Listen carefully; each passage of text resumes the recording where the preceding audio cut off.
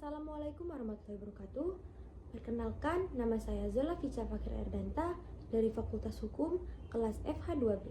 Pada kesempatan kali ini, saya akan membahas tentang desentralisasi, dekonsentrasi, serta tugas pembangunan dan wewenang pemerintahan daerah di Indonesia. Yang pertama, apa itu desentralisasi?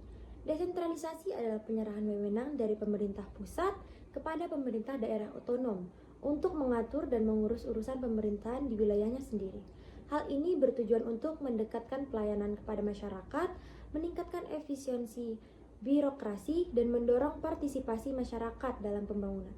Jenis-jenis desentralisasi. Yang pertama ada desentralisasi politik, pelimpahan kewenangan kepada pemerintahan daerah untuk membuat kebijakan politik sendiri, seperti pemilihan kepala daerah, contohnya pilkada secara langsung.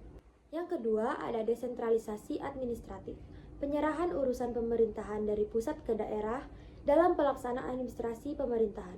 Terbagi lagi menjadi 3, yaitu dekonsentrasi, wewenang diberikan kepada pejabat pusat di daerah. Delegasi, wewenang diberikan kepada badan atau lembaga tertentu, dan juga devolusi, penyerahan wewenang penuh kepada pemerintahan daerah. Yang ketiga ada desentralisasi fiskal, pelimpahan kewenangan dalam pengelolaan keuangan seperti pengumpulan pajak, pengelolaan anggaran, dan belanja daerah. Tujuannya agar daerah lebih mandiri secara finansial. Yang keempat adalah desentralisasi ekonomi, pelibatan sektor swasta dan masyarakat dalam proses pengambilan keputusan ekonomi. Contohnya, substansi layanan publik, pemberdayaan UMKM oleh pemerintahan daerah. Contoh desentralisasi bisa kita lihat pada kewenangan pemerintah kabupaten atau kota dalam mengelola pendidikan dasar, pelayanan kesehatan, serta pengelolaan lingkungan hidup. Selanjutnya ada dekonsentrasi.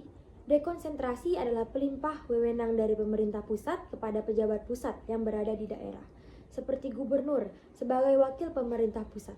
Ini berarti walaupun pelaksanaan ada di daerah, tetap berada di bawah kendali pusat. Dekonsentrasi biasanya diterapkan dalam urusan-urusan strategis seperti pengelolaan data kependudukan, pertahanan, dan juga keamanan. Selanjutnya, kita masuk ke tugas pembangunan. Pembangunan daerah bertujuan untuk meningkatkan kesejahteraan masyarakat melalui pengelolaan sumber daya yang ada di daerah.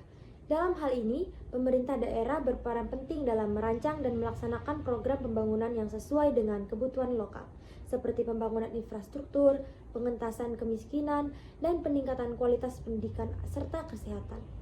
Yang terakhir, mengenai wewenang pemerintahan daerah.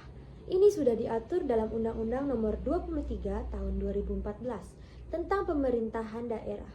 Wewenang tersebut meliputi urusan wajib dan juga urusan pilihan. Urusan wajib contohnya pendidikan, kesehatan, dan ketentraman masyarakat. Sementara itu, urusan pilihan mencakup hal-hal yang sesuai dengan potensi daerah, misalnya pariwisata atau juga kelautan. Demikian penjelasan singkat dari saya, semoga bermanfaat. Saya akhiri, wassalamualaikum warahmatullahi wabarakatuh.